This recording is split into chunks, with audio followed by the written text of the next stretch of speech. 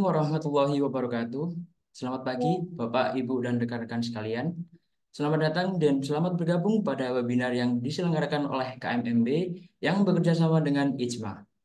Puji syukur atas kehadirat Tuhan Yang Maha Esa, karena dalam limpahan rahmat dan karunia-Nya, kita dapat berkumpul kembali untuk menghadiri webinar pada pagi hari ini dalam keadaan sehat walafiat.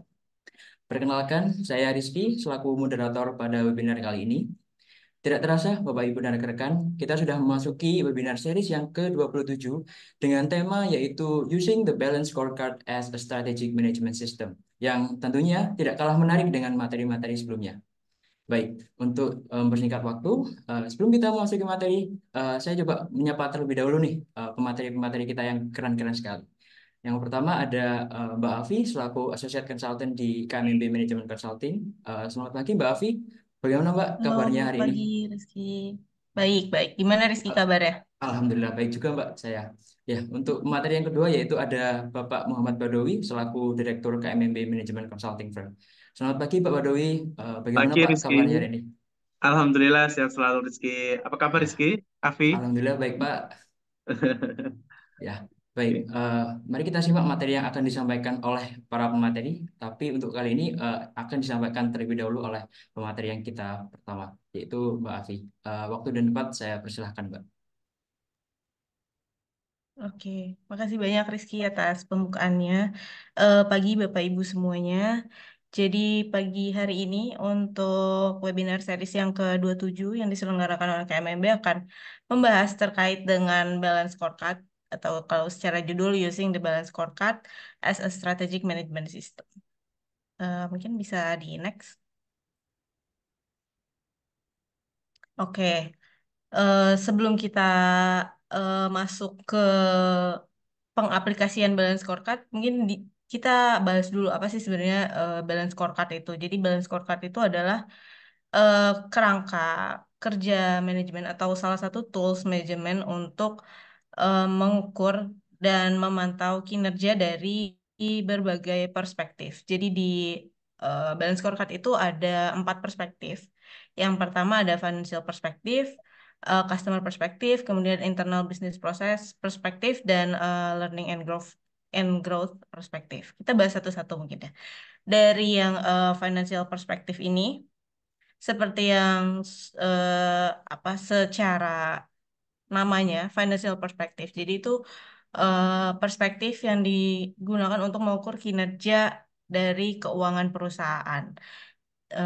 Kalau di financial perspective itu ya kebanyakan itu contoh-contoh turunannya nanti mungkin akan dibahas ya berkaitan sama contoh-contoh dari apa pengukuran kinerja untuk financial perspective itu biasanya berkaitan sama net profit, kemudian biaya operasional perusahaan dan sebagainya. Kemudian ada customer perspective, yang mana customer perspective ini di eh, kacamatanya itu lebih di apa ya bagaimana perusahaan ini mencapai mungkin salah satu pengukuran itu adalah customer satisfaction. Jadi itu mengukur bagaimana sebenarnya perusahaan itu bisa mencapai kepuasan dari pelanggan, kemudian kemudian juga on time delivery. Jadi apa namanya eh ya dalam mencapai kepuasan pelanggan itu eh, on time delivery-nya bagaimana? Apakah sesuai dengan target yang diberikan sama yang dibuat oleh pelanggan, yang dibuat oleh perusahaan, dan apakah juga masuk sebagai penilaian baik dari eh, pelanggan itu sendiri. Kemudian selanjutnya juga ada perspektif dari internal business process, yang mana kalau dari perspektif internal business process ini eh untuk to satisfy our shareholders and customers, what business process must we excel at. Jadi sebenarnya kalau yang internal business process ini bagaimana bisnis atau aktivitas bisnis perusahaan ini bisa berjalan secara efektif dan efisien. Jadi contohnya kayak eh, apakah dalam proses pembuatan misalkan produknya itu target target volume produksinya sesuai dengan apa realisasi dari eh, produksi pada produk sebuah perusahaan itu sesuai dengan target. Kemudian juga apakah ada apa namanya barang-barang masih banyak barang-barang cacat yang diproduksi dari sebuah perusahaan. Kemudian apakah dari barang-barang cacat itu membutuhkan rework yang ber apa ya membuat perusahaan itu harus memproduksi ya rework mengulang step dari produksi sebuah produk yang dihasilkan oleh perusahaan itu. Kemudian yang terakhir ada learning and growth. Kalau yang learning and growth itu sebenarnya lebih banyak berkaitan dengan eh apa namanya perkembangan perusahaan kayak apakah perusahaan itu dalam dalam tahun itu punya layanan yang baru, kemudian juga apakah perusahaan juga sebenarnya di dalamnya berkaitan dengan perkembangan dari employee perusahaan itu sendiri untuk menghasilkan perkembangan untuk perusahaan kayak misalkan ketika sebuah perusahaan itu eh, memiliki employee dengan sertifikasi yang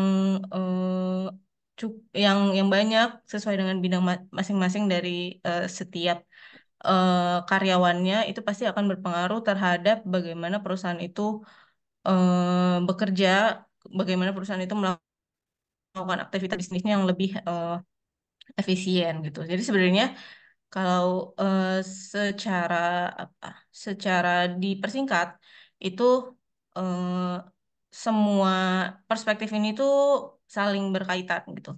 Jadi untuk yang customer perspektif, kemudian learning and growth perspektif dan internal business process perspektif itu nanti sebenarnya eh, tujuan akhirnya itu akan ditujukan untuk meningkatkan financial perspektif. Jadi sebenarnya kalau kalau misalkan dalam pengukuran kinerja itu kan apa financial perspektif itu kan berupa angka ya sebenarnya itu konkret.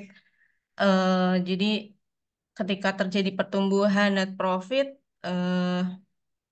itu terlihat berarti dalam misalkan dalam 5 tahun terakhir perusahaan itu mengalami pertumbuhan, tapi bisa saja dalam 5 tahun terakhir ternyata ada penurunan kalau hanya dilihat dari net profit. Tapi eh, jika dilihat kembali kalau misalkan cuma dilihat dari perspektif keuangan kan mungkin di apa ya didefinisikannya berarti kinerja perusahaan itu mengalami penurunan. Tapi bisa aja penurunan itu tuh dilatar belakangi oleh berbagai perspektif lainnya dari customer perspektif, kemudian learning and growth perspektif dan internal business perspektif.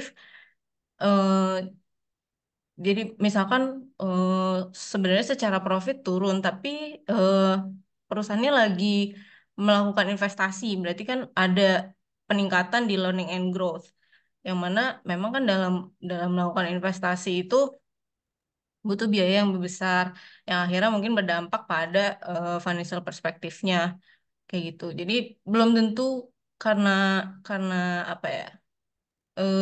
Karena banyak faktor di belakangnya, jadi belum tentu ketika financial perspektifnya itu turun, artinya perusahaan itu mengalami kinerja yang mengalami penurunan kinerja juga seperti itu. Dan ya keywordnya sebenarnya penggunaan balance scorecard ini tuh untuk mengevaluasi kinerja perusahaan di masa lampau dan untuk mengoptimalkan kinerja perusahaan di masa mendatang. Maksudnya gimana? Jadi apa namanya balance scorecard ini itu digunakan untuk eh, evaluasi kinerja di masa lampau dan dari pengevaluasian di kinerja di masa lampau ini akan digunakan perusahaan untuk melakukan apa proyeksi bagaimana perusahaan akan mengoptimalkan kinerjanya di masa depan seperti itu. Mungkin bisa di next.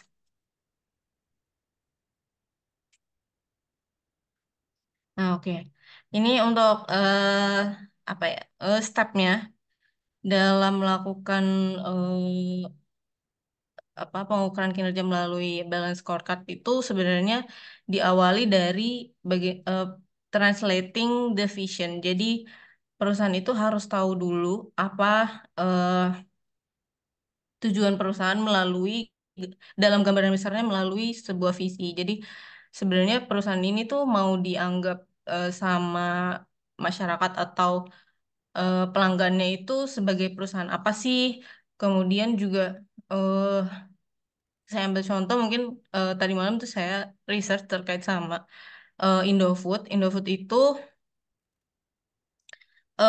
visinya adalah a total food solutions company, yang mana berarti Indofood itu mau dipandang sebagai sebuah perusahaan yang memberikan solusi terhadap eh, kalau kasarnya kan total food, kalau di bahasa Indonesia ini berarti solusi perusahaan yang memberikan solusi untuk penyediaan makanan gitu kan secara kasarnya.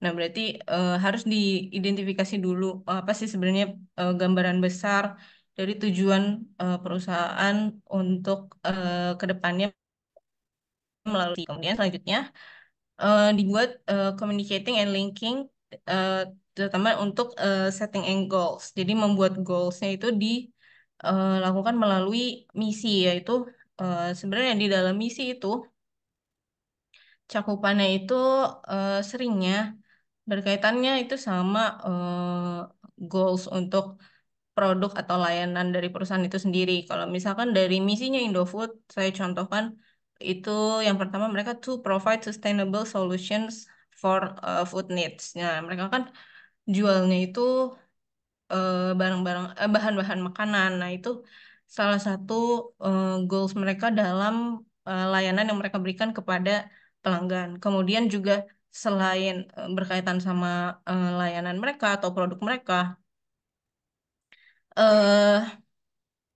SDM-nya itu juga SDM atau apa namanya karyawan internal perusahaan itu juga salah satu hal yang perlu dibuat goalsnya melalui misi. Kalau misalkan di Indofood itu yang berkaitan dengan SDM-nya adalah to continuously improve our people, processes, and technologies.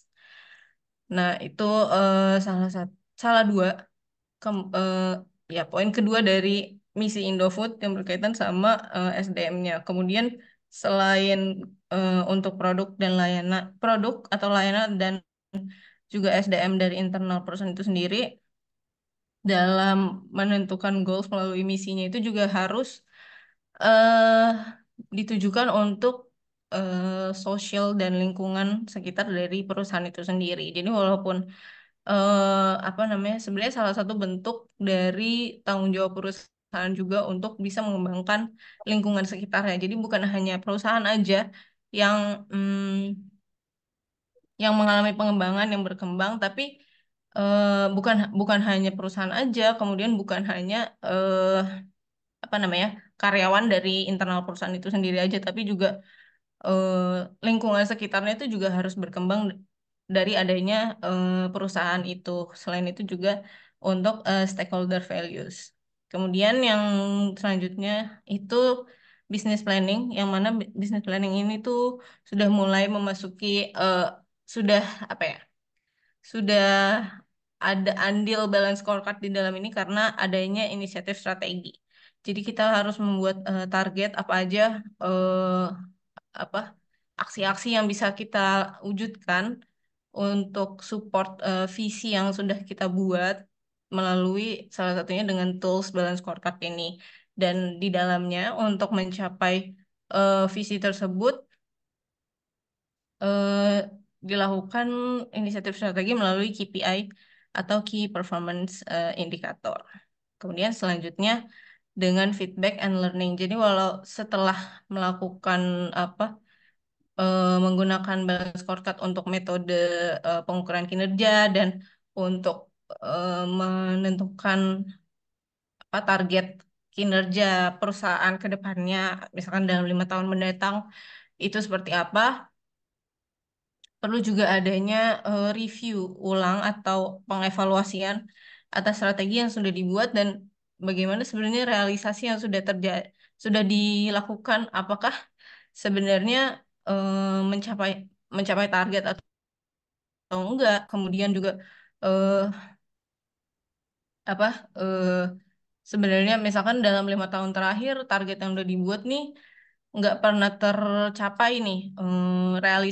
Realisasinya tuh nggak pernah mencapai target. Nah, itu sebenarnya bisa jadi evaluasi perusahaan. Apakah apa sih yang sebenarnya terjadi? Kok bisa targetnya itu nggak pernah realisasinya itu nggak pernah mencapai target? Sebenarnya apa mungkin targetnya yang salah, yang terlalu tinggi karena kemampuan perusahaan itu belum mencapai eh, apa yang diekspektasikan atau sebagainya kayak gitu. Lanjut.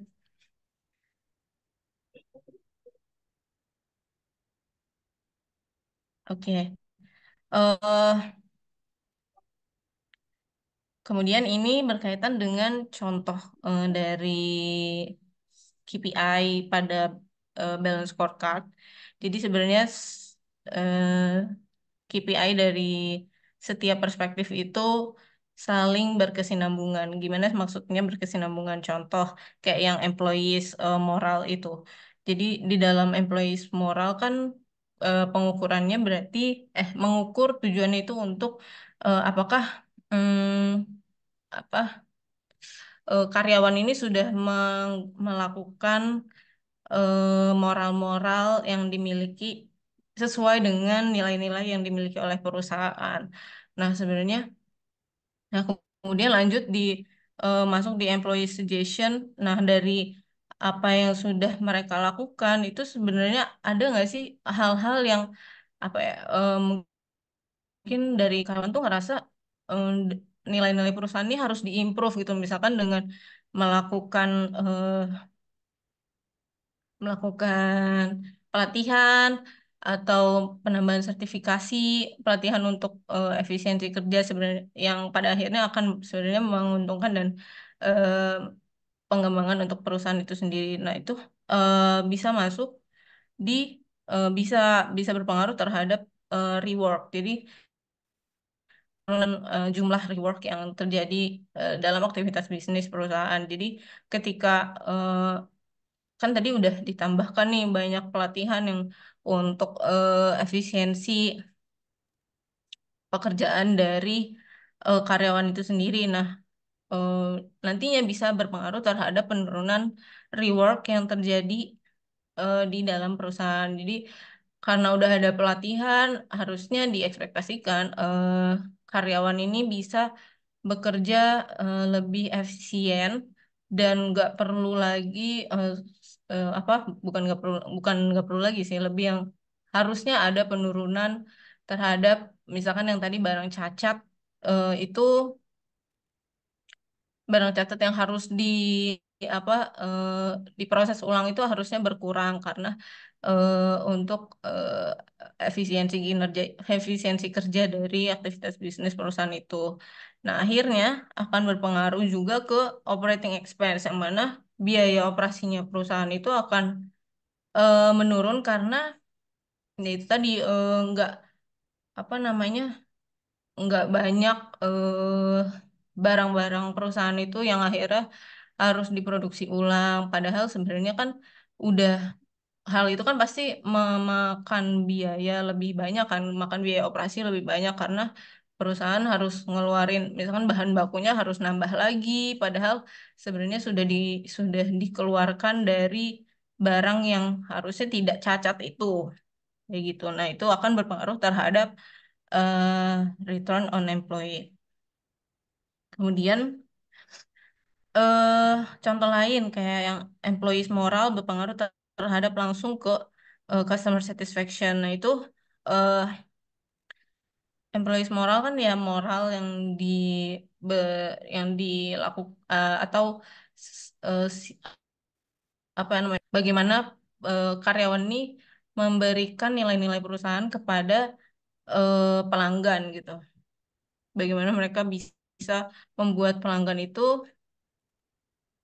satisfied. Jadi akan berhubungan dengan customer satisfaction yang mana nanti customer satisfaction ini Kenapa bisa kalau di sini kenapa bisa nyambung ke account receivable karena ya ketika customer satisfaction-nya tinggi berarti kan akan ada eh, apa ya akan ada pemasukan kemudian juga ya berkaitan dengan pendapatan perusahaan itu akan lebih tinggi karena customer akan satisfy gitu akan merasa puas ketika ya, customer kan akan kembali lagi ke perusahaan, kemudian bersedia untuk mengeluarkan uangnya karena merasa dari perusahaan itu memberikan manfaat kepada customer tersebut. Akhirnya akan meningkatkan piutang usaha yang nantinya akan jadi pendapatan perusahaan dan return on capital employed. Mungkin bisa dilanjutkan ke Rizky. Baik, terima kasih Mbak Afi atas pemaparan yang telah diberikan. Wah, sungguh insightful sekali ya Bapak Ibu dan rekan-rekan sekalian terkait pembahasan BSC kali ini. Jadi kalau bisa saya rangkum sedikit dari apa yang telah dijelaskan oleh Mbak Afi. Jadi di awal Mbak Afi itu menjelaskan tentang adanya 4 perspektif yang berbeda, tapi saling berhubungan satu sama lain untuk kita dapat menghubungkan masing-masing perspektif tersebut dalam membuat sebuah kerangka kerja dalam mengevaluasi kinerja perusahaan. Nah, setelah dibahas terkait 4 perspektif yang berbeda tersebut, Mbak Afi juga menjelaskan ada 4 proses yang berbeda dan juga saling terhubung satu sama lain. Yang pertama ada translating the vision atau kita menerjemahkan visi dari perusahaan kita. Nah, setelah kita menerjemahkan visi dengan kita memahami, kita berusaha mengkomunikasikan dan menghubungkan, kemudian akan berupa menjadi sebuah goals maupun target-target inisiatif strategi dalam perencanaan bisnis. Nah, setelah kita menerapkan target-target tersebut melalui KPI, melalui sebuah pengukuran target yang terukur, kemudian kita melakukan sebuah evaluasi, yaitu dengan feedback dan pembelajaran, dan kemudian juga akan kembali mengevaluasi visi kita. Seperti itu. Nah, baik, sebelum kita lanjutkan untuk materi yang selanjutnya, ada baiknya kita break terlebih dahulu ya, Bapak Ibu dan rekan sekalian. Dan juga saya ingin menjelaskan nih, webinar apa yang akan kita bahas untuk minggu-minggu berikutnya. Mohon izin tim operator untuk dapat ditampilkan.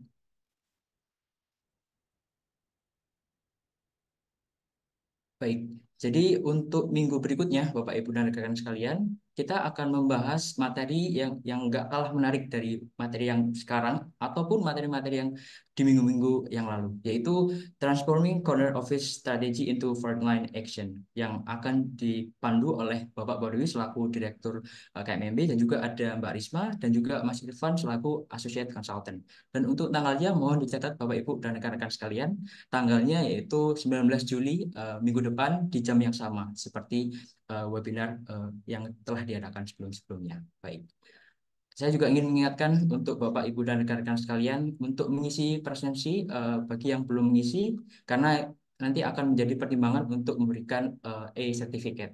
Dan untuk Bapak Ibu yang belum sempat mengikuti acara ini dengan penuh atau mungkin juga melewatkan materi-materi yang di minggu-minggu sebelumnya, dapat mengunjungi laman YouTube kami yang telah disediakan di YouTube, Instagram, website, dan TikTok. Seperti itu. Baik, eh, coba saya coba kami akan lanjutkan untuk pemateri yang kedua yaitu Pak Badawi. Eh, ya, jadi bagaimana Pak setelah dijelaskan oleh Mbak Afi tadi berkaitan dengan perspektif yang berbeda dan bagaimana perspektif ini tuh dapat mendukung sebuah visi perusahaan Pak?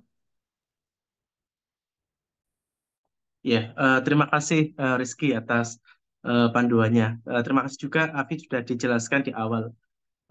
Baik Bapak Ibu, bahwa visi itu menjadi salah satu aspek penting ya ketika kita ingin menavigasi perusahaan kita mau lari kemana gitu. Sehingga ketika kita sudah menentukan visi perusahaan akan ke arah mana, maka kita bertanggung jawab secara moral untuk menuju visi tersebut.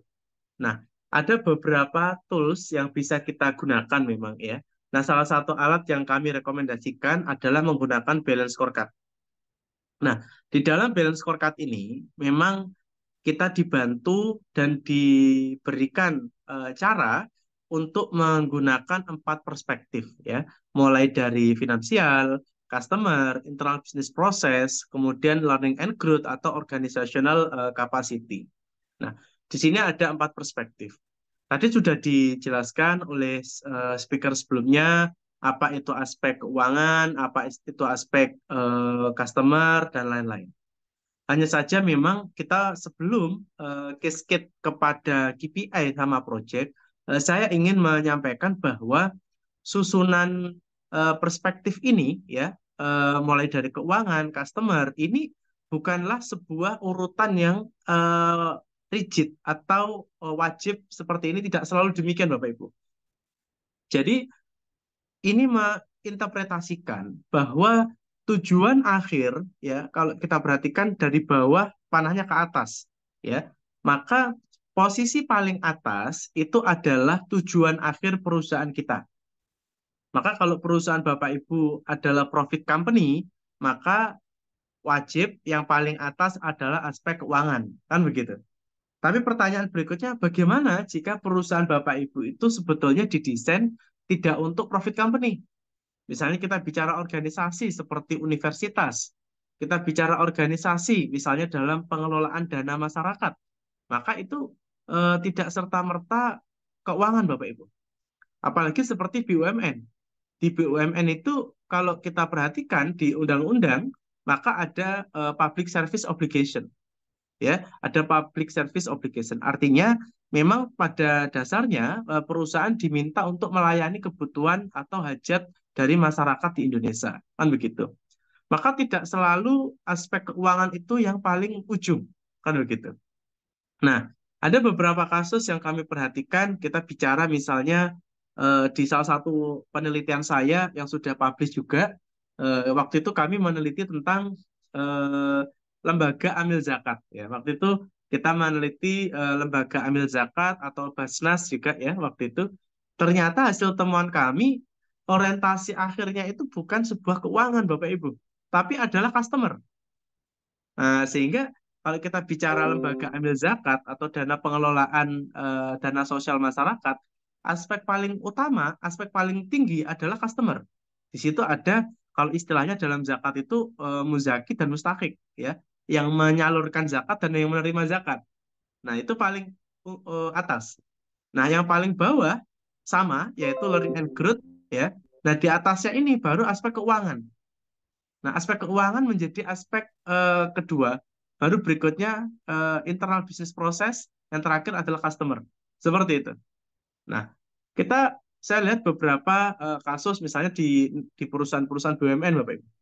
Di BUMN itu ada dua interest ya, dua kepentingan. Yang satu perusahaan tersebut memang yang namanya PT ya, yang namanya perusahaan haruslah memiliki profit, maka aspek keuangan menjadi tujuan di atas.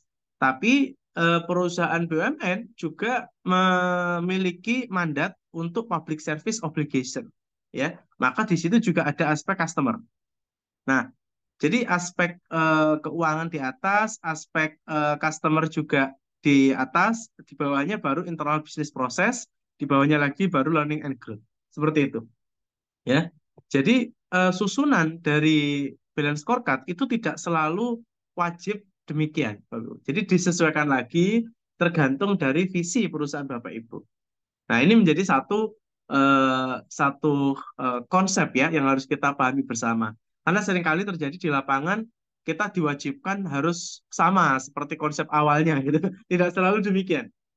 Bahkan kalau organisasi seperti perguruan tinggi itu yang paling ujung, paling atas adalah aspek customer Bapak Ibu. Yaitu siapa? Mahasiswa, alumni, kemudian masyarakat, government, dan lain-lain. Di bawahnya baru ada internal business process. Ya. Bagaimana kita bisa menciptakan service excellent kepada mahasiswa, kepada pemerintah, maka internal business process-nya harus bagus. Ya, laboratorium riset, dan lain-lain. Nah, di bawahnya baru ada learning and growth. Bagaimana kita eh, menciptakan SDM-SDM yang unggul, ya. Nah, di bawahnya baru keuangan. Nah, jadi aspek keuangan itu justru kalau di lembaga perguruan tinggi itu paling bawah. Karena keuangan menjadi supporting system, Bapak Ibu. Maka kalau Bapak Ibu perhatikan, beberapa perguruan tinggi yang bagus-bagus, mereka bisa memberikan pelayanan yang baik bagi mahasiswa, bagi masyarakat, selalu memiliki donasi atau donatur yang kuat. Apakah ada konglomerasi ya memberikan CSR-nya di sana atau seperti apa? Kalau kita lihat misalnya di eh, di Harvard ya, di Harvard Business School itu alumni funding itu cukup besar ya, cukup besar sehingga bisa memberikan subsidi kepada mahasiswa di sana. Lalu kita perhatikan lagi misalnya di Boston University. Itu kalau saya perhatikan beberapa pengusaha di Jawa Timur itu karena dulu anaknya sekolah di sana, akhirnya dibangunlah eh, gedung ya atas nama pengusaha tersebut. Atau jangan jauh-jauh lah kita ke Singapura gitu. Ke Singapura di NUS itu kalau kita lihat business school itu gedungnya Mokhtar Yadi Building ya. Di sekolah bisnisnya NUS itu Pak Mokhtar Yadi dari Lipo yang memberikan donasinya. Seperti itu. Jadi kita harus bisa memperhatikan bahwa ketika visi perusahaan itu profit company is okay, maka kita bicaranya adalah finance ya, seperti itu. Nah, ada satu keunggulan yang bisa kita gunakan Bapak Ibu ya ketika kita menggunakan balance scorecard. Kita bicara misalnya increase profitability ya. Di increase profitability ini kita bisa turunkan ke KPI. Kita bicara decrease operating cost, kita turunkan ke KPI. Increase revenue, kita turunkan ke KPI. Jadi sebetulnya antar strategic objektif ke KPI itu saling terhubung, ya, seperti itu. Kita bicara increase profitability, maka salah satu indikator kinerjanya kita menggunakan net profit, ya, net profit margin misalnya demikian. Kita bicara decrease operating cost, maka kita gunakan KPI-nya adalah operating cost, kita tekan, gitu ya. Nah, lalu increase revenue, nah kita juga bisa menggunakan KPI revenue in target market. Nah, sekarang kenapa revenue in target market itu penting Bapak Ibu? Karena beberapa perusahaan sekarang sudah ditarget untuk memiliki beberapa revenue stream, ya. Jadi revenue stream pertama mungkin ini existing market atau captive market ya atau ekosistem dari grup bisnis kita. Revenue stream kedua kita bicara non captive market, kita bicara market eksternal. Yang mana market eksternal ini bisa kita bagi lagi Bapak Ibu, yaitu yang domestik atau yang internasional seperti itu. Jadi kita punya 3 stream. Nah, kalau yang captive market atau yang sudah existing market mungkin tidak perlu kita target, tinggal memenuhi SLA saja ya, service level agreement kita terhadap MOU yang sudah kita miliki, everything akan berjalan dengan baik. Tapi yang perlu dijadikan prioritas manajemen itu adalah pendapatan dari stream baru ini ya, dari domestik maupun dari luar negeri. Nah, ini yang harus kita kawal. Sehingga aspek prioritas inilah yang akan kita munculkan di dalam KPI organisasi kita. Jadi Bapak Ibu, semua indikator itu memang penting, tapi tidak selalu semua indikator itu genting bagi kita. Tidak semua indikator yang penting itu urgent bagi kita. Ya, maka di dalam salah satu mazhab strategi kita menganut strategi adalah mencari yang paling genting di antara yang terpenting. Nah, jadi important itu tidak selalu urgent, seperti itu. Jadi yang kita masukkan di dalam KPI-KPI ini Bapak Ibu, itu adalah indikator-indikator yang genting, ya, yang genting yang harus kita pilih, yang mana indikator itu akan menjadi penggerak bagi perusahaan kita untuk menuju visi. Seperti itu. Nah, ini berkaitan sama KPI. Kemudian KPI kita lanjutkan ke target. Nah, dari target misalnya kita bicara net profit. Maka net profit kita targetkan naik 5% setiap tahun. Ya, kalau kita bicara tradisional costing, ya biasanya begitu ya. Tiap tahun naik 5%, 5%, 5%, ngikuti economic growth, ya, ngikuti bebannya, ngikuti inflasi. Itu cukup tradisional costing. Tapi ketika kita bicara strategic planning, strategic management orchestration, maka tidak selalu setiap tahun kita bicara 5% Bapak Ibu. Di tahun tertentu mungkin bisa naik 2 kali lipat. Di tahun tertentu mungkin akan naik 5 kali lipat. Bagaimana skenario itu kita lakukan? Maka disitulah peran dari strategic management. Apakah kita akan bicara diversifikasi layanan? Apakah kita akan bicara rekonfigurasi perusahaan kita yang awalnya jualan A menjadi jualan B, atau kita bisa akuisisi perusahaan lain sehingga ketika dikonsolidasi, pendapatan kita akan meningkat. Nah, disitulah sebetulnya peran dari orkestrasi di dalam strategic management. Nah, untuk mendukung target ini bisa tercapai, baru kita bicaranya project.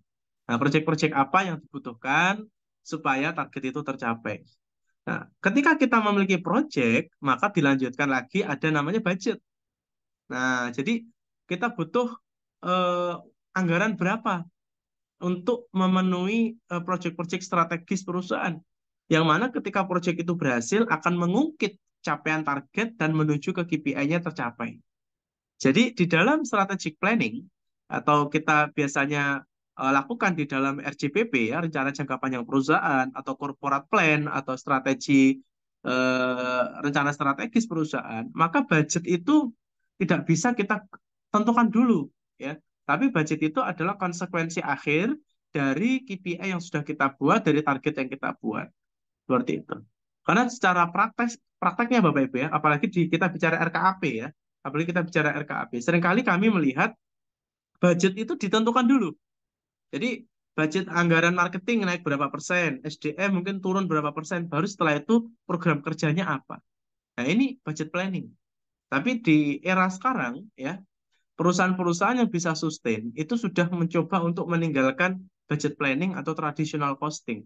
Kita sudah mengarah kepada eh, anggaran berbasis kinerja, atau ada juga yang sudah mengarah kepada activity based costing, ya. Sehingga ketika anggaran itu nanti eh, efektif kita gunakan, ya KPI akan tercapai targetnya. Meskipun anggarannya tidak 100% terserap tidak masalah, sepanjang KPI-nya tercapai seperti itu.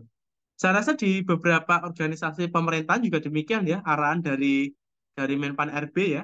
Jadi ketika target sudah tercapai, anggaran tidak terserap 100% itu diacungi jempol. Artinya terjadi efisiensi dan efektivitas. Tapi kalau kita menggunakan sudut pandang budget planning atau traditional costing, ketika budget itu tidak terserap 100%, maka dianggap kita tidak bekerja. Nah, seperti itu. Jadi ini pola pikirnya berbeda, Bapak Ibu. Ya, pola pikirnya berbeda. Nah, itu berkaitan sama sequence ya. Dari visi misi ke strategi map ya, kita nyebutnya ini strategi map ya Bapak Ibu ya. Kita turunkan ke KPI, target, project, dan terakhir di budget. Ada satu hal penting lagi Bapak Ibu yang ingin kami sampaikan. Kalau Bapak Ibu perhatikan di dalam setiap panah ya, setiap arrow yang menghubungkan antara strategic objektif, let's say kita bicara improving knowledge and skill, itu ternyata memiliki panah ke atas yaitu di improve offering sama improve information service ya. Maka kalau kita perhatikan, kenapa panah ini menjadi penting? Ya. Maka kalau kita perhatikan di dalam bisnis, kita menyebutnya adalah causality effect, Bapak Ibu. Jadi efek sebab akibat. Sehingga bisa kita asumsikan bahwa ketika kita ingin meningkatkan offering selection sama kita meningkatkan layanan informasi kita, itu bisa tercapai sepanjang kita bisa meningkatkan skill dan kemampuan karyawan kita. Sehingga ini sebab akibat. Ya. Jadi ini sebab akibat. Sama, kita ingin increase profitability. Bagaimana kita bisa meningkatkan profitability perusahaan kita? Maka metode yang bisa kita gunakan saat ini adalah meningkatkan pendapatan dan mengurangi biaya operasional perusahaan. Jadi kalau kita perhatikan di laba rugi, eh, revenue-nya ditingkatkan, gitu ya. Lalu untuk HPP dan overhead kita harus turunkan sehingga net profit-nya akan menaik seperti itu. Nah, ini metode ini adalah sebab akibat. Jadi tidak bisa dikatakan bahwa ketika kita membuat arrow itu hanya sekedar kita cocok logi, tidak bisa. Ini harus sebab akibat Bapak Ibu. Ya, sebab akibat. Contoh lagi, kita melihat kita ingin meningkatkan revenue perusahaan. Bagaimana caranya? Maka dari contoh ini untuk meningkatkan revenue pendapatan ya, maka caranya dari sisi customer kita melakukan improve clarity offering kita. Kita ingin menyampaikan layanan unggulan kita itu apa sih? Layanan utama kita apa? Harus clear ya. misalnya kita sebut KMMB, maka KMMB itu kalau disebut KMMB, maka layanan kita adalah jasa konsultansi manajemen. Seperti itu. Jadi kalau ada orang ada kebutuhan untuk apa namanya appraisal, terus larinya ke KMMB, nggak cocok juga. Kita bukan KJBP kan gitu. Atau orang kalau disebut KMMB, terus yang dibayangkan adalah KJBP, yang nggak cocok juga, karena berbeda. Ya. Nah, kalau kita bicara quality offering, kita bicara CMA, maka di benak kita yang kita pikirkan adalah certified-nya, certified management accountant-nya. Seperti itu. Maka ini harus clear. Maka sudah tidak zamannya perusahaan kita memiliki layanan yang palu gada. Nah, itu sudah bukan waktunya gitu ya. Jadi sepanjang kita punya laba bersih, kemudian kita jualan apapun yang dibutuhkan oleh market, sudah tidak boleh. Maka kalau demikian nanti revenue kita nggak akan bisa improve. Ya. Nah, selain kita improving clarity offering, kita juga melakukan improve market persepsi. Nah, seperti tadi disampaikan. Nah, ini adalah sebab akibat Bapak Ibu ya. Sebab akibat. Maka kita harus melakukan di teknisnya kita FGD kita melakukan diskusi ya. Apa sih sebab akibat yang bisa menciptakan tujuan-tujuan organisasi kita tercapai. Kita bisa benchmarking di perusahaan lain gitu ya. Kita juga bisa melihat dari histori knowledge management kita belajar dari pengalaman-pengalaman yang sudah terjadi, kita coba untuk membuat causality effect-nya. Apa yang menyebabkan itu? Misalnya demikian. Nah, selain itu juga kita juga bisa melihat dari hasil-hasil penelitian Bapak Ibu. Ya. Di hasil penelitian dari Profesor Acker dari Berkeley Business School, ya, University Berkeley California, kita mendapatkan satu temuan bahwa untuk bisa menciptakan brand equity, ya, kalau kita bicara brand Bapak Ibu, brand equity itu bisa kita peroleh jika kita mampu memiliki brand image yang kuat. Nah, jadi kita harus bisa memiliki brand image yang kuat. Brand image yang kuat itu bisa kita peroleh jika kita memiliki brand awareness yang kuat. Nah, oleh karena itu, runtutan-runtutan ini harus kita penuhi dulu. Ya, brand awareness itu sederhananya orang tahu merek kita. Gitu ya. Jadi kalau ditanya, apakah Anda kenal CME? Kenal. Apakah Anda kenal KMMB? Saya kenal. Seperti itu. Nah, ketika sudah kenal, maka akan mudah bagi perusahaan untuk men-setting image-nya seperti apa. Ya, kalau kita bicara image, misalnya kalau disebut KMMB, apakah Anda kenal? Ya kenal. Berarti awareness-nya sudah dapat. Brand image, kalau disebut nama KMMB, apa sih yang terlintas di benak saudara? Maka yang terlintas adalah terkait dengan korporat strategi, maka cocok gitu. Tapi kalau disebut KMMB, kemudian yang terlintas adalah appraisal, wah itu berarti image-nya agak kacau ini. Image-nya tidak cocok. Atau misalnya kalau disebut CMA, ya Australia New Zealand, image yang muncul adalah misalnya eh, lembaga KAP misalnya untuk audit public audit, wah ini juga nggak cocok gitu ya. Jadi ketika kita sudah survei, kemudian ada gap antara brand image yang ingin kita tentukan sama brand image yang dipahami oleh konsumen kita, maka kita harus do something, ya, do something, ya. Jadi brand image ini melekat, Bapak Ibu. Nah, oke. Sehingga ketika brand image itu semakin kuat, maka kita bisa lanjutkan kepada brand equity. Nah, brand equity itu adalah sisi brand atau merek yang kita miliki itu bisa mengkonversi kepada pendapatan bagi perusahaan kita. Contoh, kita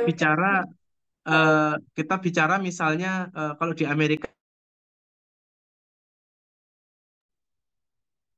jadi kalau di Amerika kita ada contoh Virgin Group yang punyanya Richard Branson, ya. Virgin Group sekarang layanannya sangat terdiversifikasi Bapak Ibu, ya. Ada pesawat terbang, ya, jet. Ada olahraga, ada kosmetik, ya, kosmetik.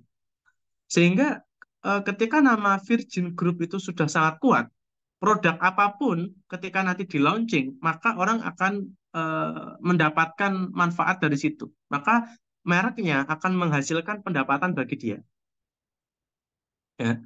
Contoh kalau di Indonesia ada brand image yang kuat terkait dengan kualitas makanan, maka kita sebut Indofood misalnya.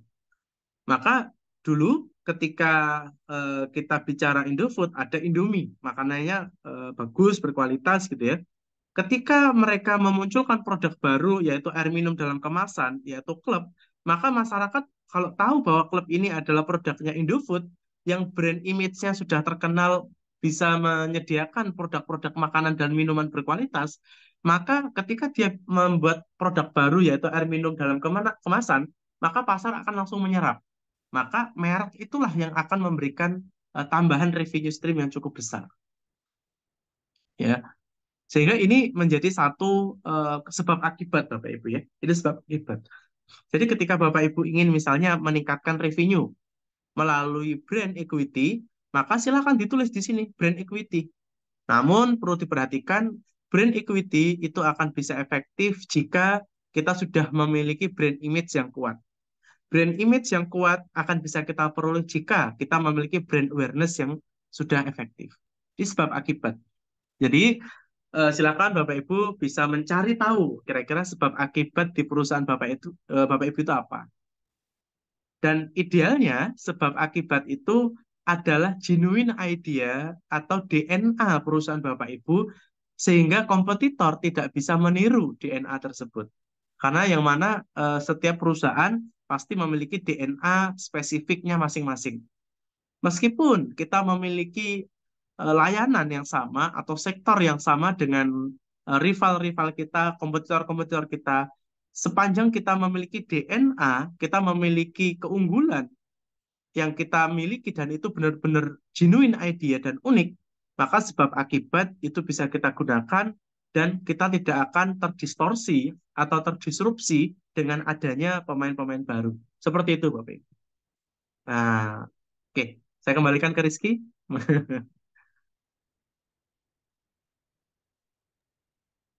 Baik, Mungkin slide wah, berikutnya. sungguh luar Ya. biasa yang telah disampaikan oleh Pak Badowi. Jadi telah dijelaskan ya Bapak Ibu dan rekan-rekan sekalian, elaborasi dari apa yang telah dijelaskan oleh Mbak Afi sebelumnya tentang teorinya seperti apa, sehingga setelah dijelaskan empat perspektif itu, kemudian gimana sih kita bisa mewujudkan empat perspektif ini dalam mendukung sebuah visi dari korporasi kita. Jadi dengan kita menurunkan visi kita menjadi sebuah tujuan, kemudian menjadi strategic priorities, dan kemudian ada strategi map yang harus kita buat untuk kita dapat memetakan seperti apa sih kira-kira apa yang menjadi prioritas dari empat perspektif tersebut. Karena seperti apa yang telah dijelaskan Pak Badowi, non-profit dan profit itu sangat berbeda. Jadi apa yang di atas itu mungkin bukan finansial, mungkin bisa customer atau mungkin internal business process. Nah, setelah dipetakan strategi map tadi, kemudian dapat diterjemahkan lagi, dilanjutkan menjadi sebuah KPI-KPI yang dapat eh, terukur untuk mendukung apakah strategi dari sebuah perspektif yang kita ukur tersebut dapat tercapai. Kemudian ada target-target yang harus kita buat, kemudian agar KPI tersebut terukur, kemudian dapat diterjemahkan kembali menjadi sebuah project dan kita akan menentukan budget seperti apa. Sudah banyak yang harus kita tentukan itu. Oke, jadi mungkin kita bisa lanjutkan ya Pak Badowi dan Mbak Afi untuk sesi tanya jawabnya. Artinya ini udah ada satu yang bertanya Pak. Ini ada Bu Eka. Izin bertanya Pak, untuk BSC atau balance scorecard ini itu jika diterapkan ke UMKM atau bisnis kecil, bagaimana dan seberapa penting sih Pak? Iya. Mungkin Afi mau menjawab dulu. Oh iya, Pak. Oke. eh Kalau menurut saya, tentu penting karena apalagi UMKM, yang mana UMKM itu kan profit oriented. Yang tadi dijelaskan sama Pak Badoy aja, sebuah organisasi yang contohnya kayak universitas itu aja bisa eh, apa di menggunakan balance scorecard untuk pengukuran kinerjanya, apalagi UMKM yang mana uh, goalsnya pasti kan pengen UMKM itu profit misalnya. Tapi ini sebenarnya balik lagi juga Bu Eka, tergantung kalau menurut saya tergantung dari goals UMKM yang dijalankan oleh Bu Eka itu sendiri. Apakah sebenarnya benar untuk profit oriented atau apa namanya sosial gitu atau UMKM itu untuk membantu masyarakat secara umum gitu.